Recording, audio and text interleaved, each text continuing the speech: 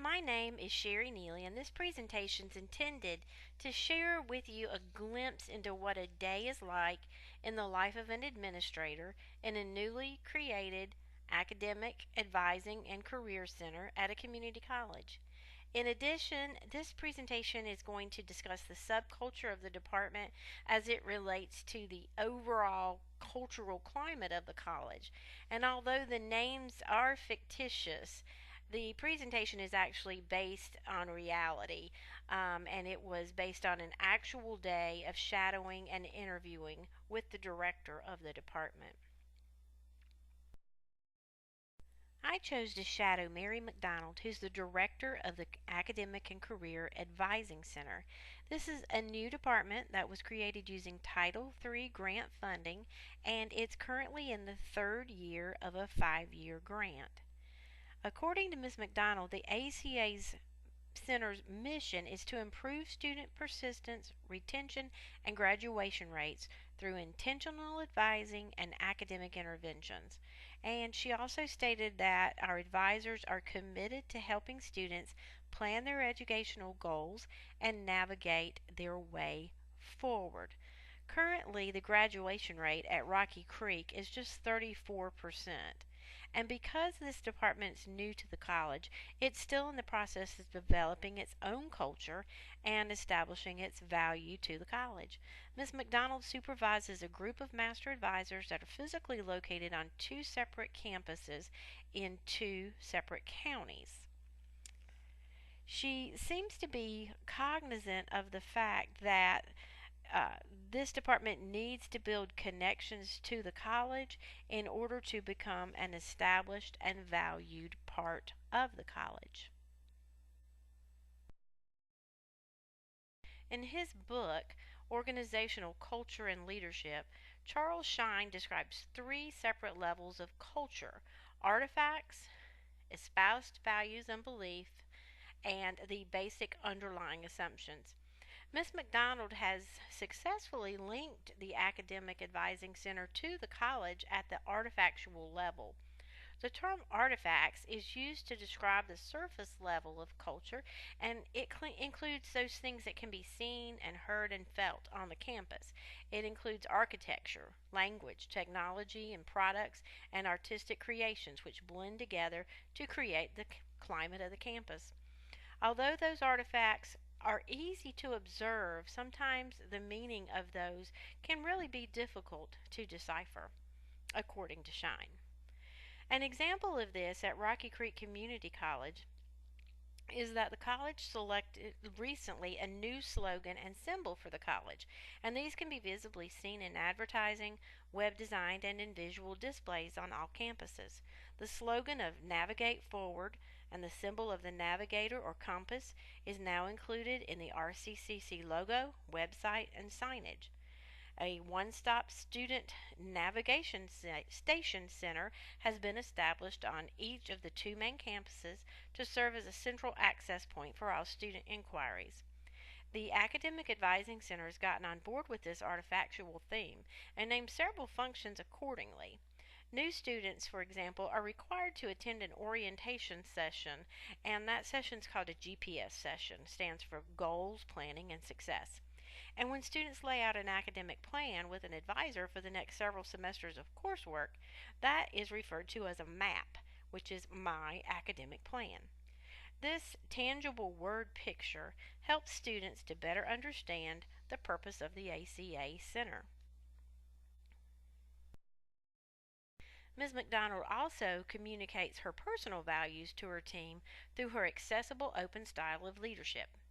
In shadowing her during the course of 2 half days, I've found that she divides her time evenly between the North and the South campuses. She uses role modeling and teaching and coaching as her primary embedding mechanism for communicating her values. She's an involved, contributing team member, and she works hand in hand alongside her staff. She interacts with her staff not only on a professional level but also in just a friendly, interactive style. Although her personal office is located only on the North Campus, she spends the majority of her time in a large open room equipped with advising stations. There's no cubicles or privacy walls separating her from the staff or the staff from one another. And in this way, the physical layout communicates her open style of leadership as a secondary reinforcement embedding mechanism, according to Shine. She's also allowed staff members to place inspirational quotes and pictures on the walls and to sort of customize their workstations to suit their individual styles. The staff seem to be really comfortable in advising students in the presence of Miss McDonald, and she's accessible for their questions. Another of Miss McDonald's primary functions is to be the voice for the department, and she typically includes input from her staff in communications with members of student services and senior leadership. The second layer of organizational culture, which is the espoused beliefs, are the values and norms and rules of behavior that members of a culture use as a way to depict the culture of themselves. It includes those goals and those aspirations of the group, and sometimes they may or may not actually be congruent with actual behavior, according to Shine. Ideally, those espoused values should have a ripple effect throughout the college. Ms. McDonald seems to have aligned the ACA Center's espoused values with the college's values as a whole. The center is committing to meeting students where they are and intervening as necessary to empower students to be successful in achieving their academic and professional goals.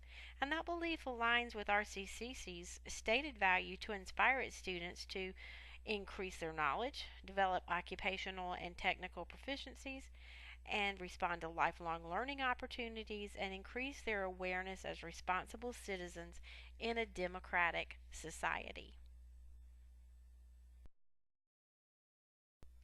As an espoused value is applied and repeated with successful outcomes, it becomes a part of the third layer of the organizational culture, which Shine refers to as the basic underlying assumptions.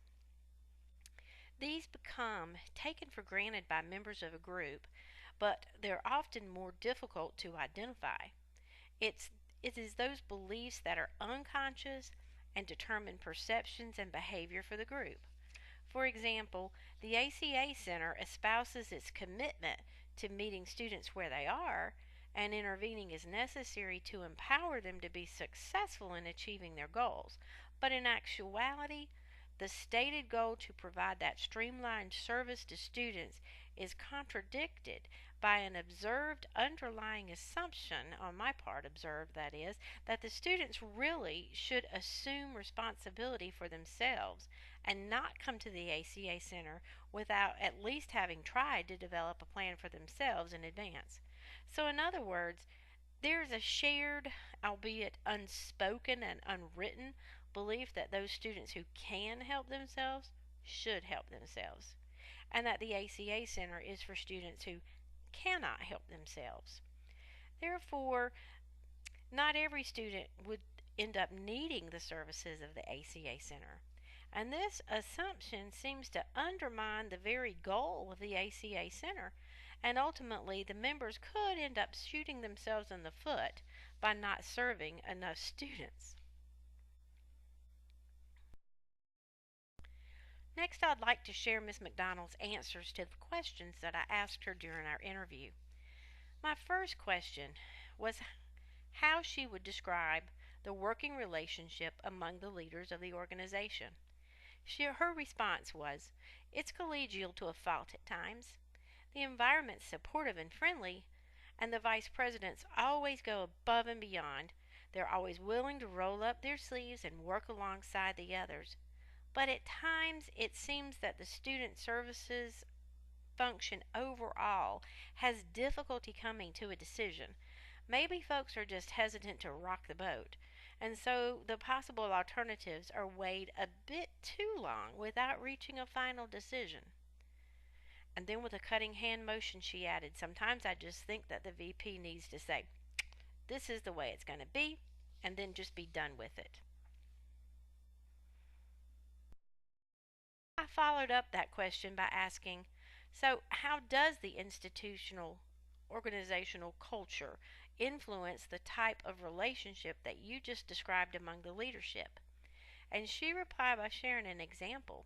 She said, I once had a new president who vowed to overcome a culture of poverty among the constituencies of the college. And I think I see that culture here as well.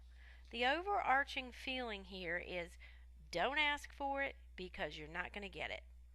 Department heads and middle managers avoid asking for purchases of upgrades, but innovation does not have to have a big price tag.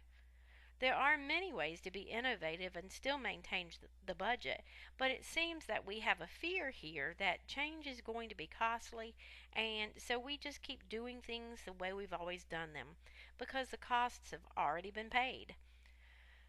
But I wonder, are we measuring the cost of failing to change and upgrade?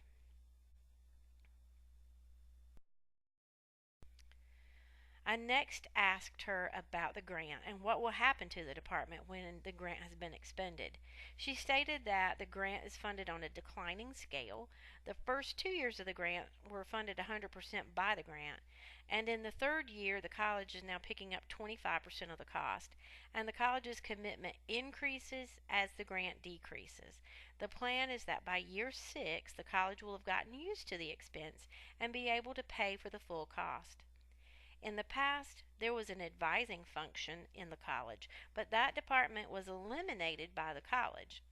Now, this is what Ms. McDonald said about that. She said, this is what I mean when I say there is a hesitancy to rock the boat. My gut tells me that rather than address whatever problems were occurring in the advising center at that time, they took the easy way out and they just simply eliminated it. I don't know how the students have fared as well as they have without it, really. They do have academic faculty advisors, and those advisors will spend their time in here meeting with students now, as well as in their offices. She shared with me that the ACA Center opened its doors on June the 1st of 2012, and in just 3 short months, the center had hoped to serve 10% of the student population, or just over 600 students, but instead they served over 1,700 individual students and exceeded their goals in the first year by more than 200%.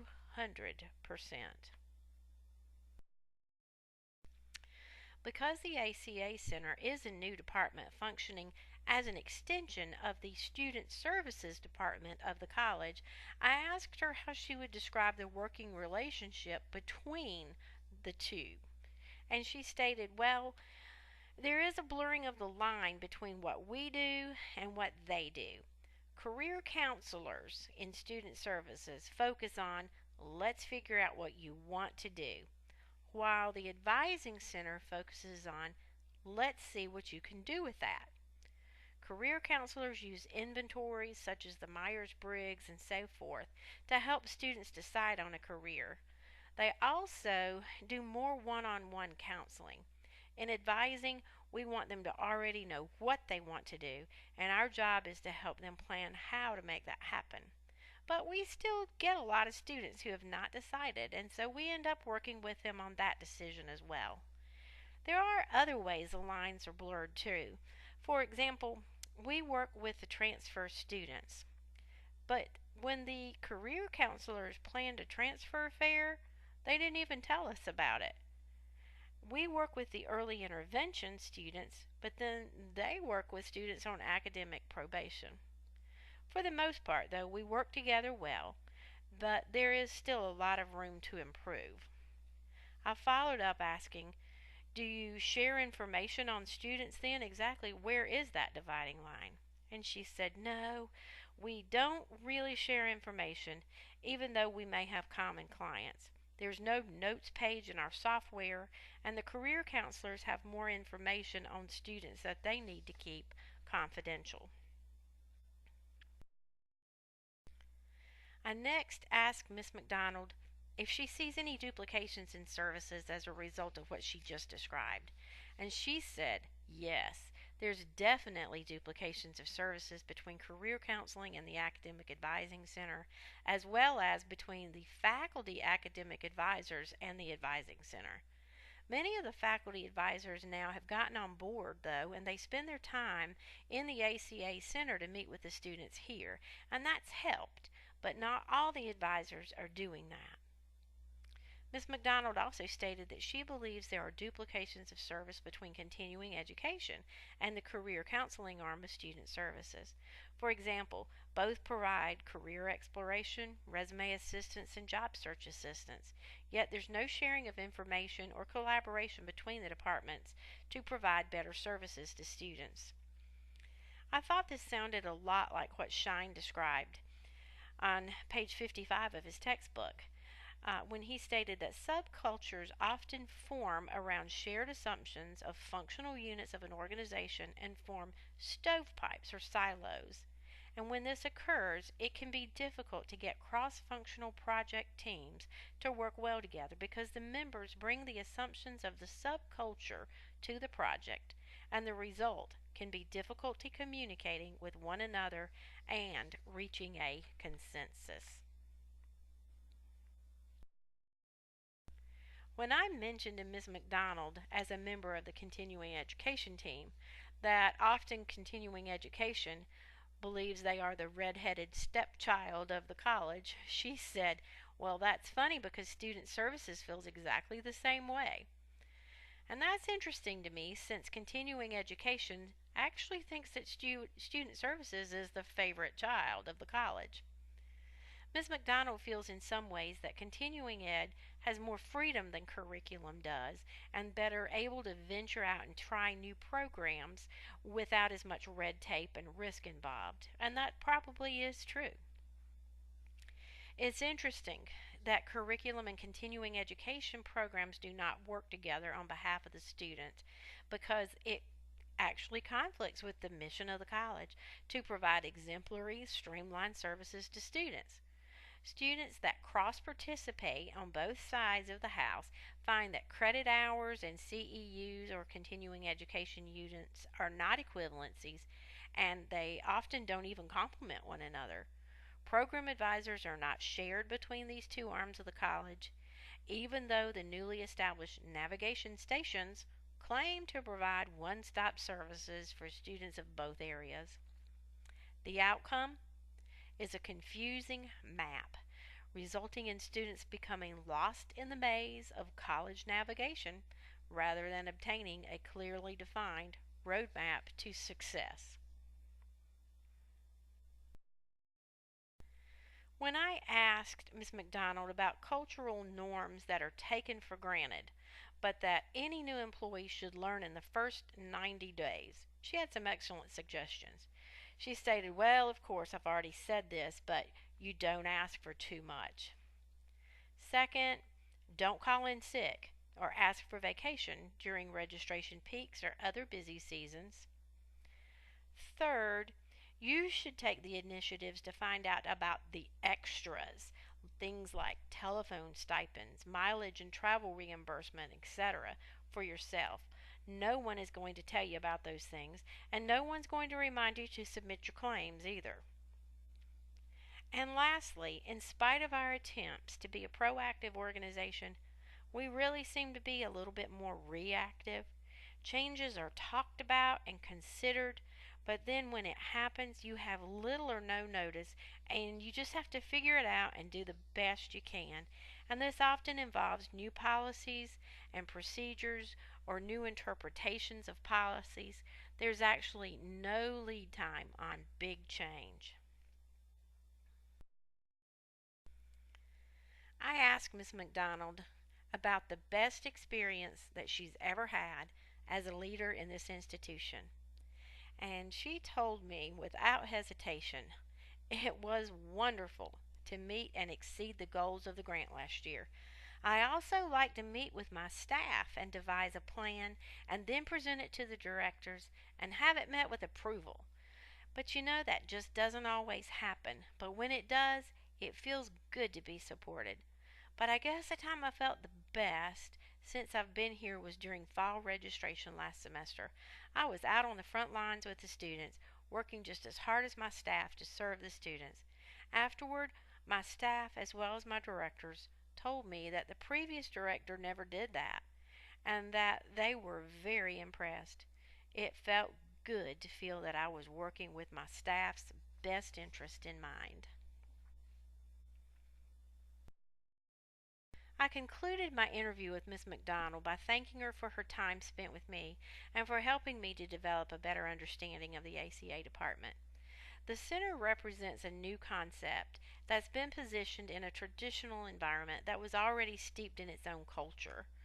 It is simultaneously forming its own culture while also trying to fit in and merge with the existing culture of the community college. According to Shine, to fully understand an organization, one must understand both the macro culture and the interactions of subcultures operating within the larger context of the organizational culture or the microculture. In the ACA Center, the basic underlying assumptions are both consistent and inconsistent with their espoused values. And I suspect that that's true throughout the community college as an organization. For example, the ACA staff work well as a team, but they may not work as well with other arms of the college as they could. They will try new approaches, and yet they are hesitant to rock the boat. The academic faculty advisors support the ACA Center with their time and talent, but yet exemplary service is undermined by poor interdepartmental communication. Accountability is considered very valuable in the ACA Center, and yet they've developed their own subculture. They say they desire to serve more students, but yet there's a belief that students should really help themselves. The relationship between academic affairs and student affairs departments in higher education has historically been troubled by a lack of understanding of each other's roles, the division of labor between the two, and yet both of them desire to increase student success, which has led to efforts such as the Academic Advising Center, which can help to build a bridge of collaboration between the two, according to Gully and Mullendore.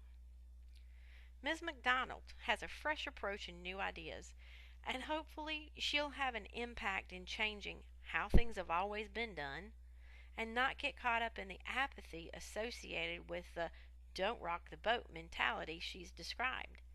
Shine describes what Miss McDonald seems to possess in stating from his page 22. The bottom line for leaders is that if they do not become conscious of the cultures in which they are embedded, these cultures will manage them. Cultural understanding is desirable for all of us, but it is essential to leaders if they are to lead. Perhaps knowledge is power, and Ms. McDonald is leading the way for the new department that she manages, and she's successfully creating positive change for the students of Rocky Creek Community College. I'd like to thank you for taking time to view this presentation, and here are a few of my references. Thank you.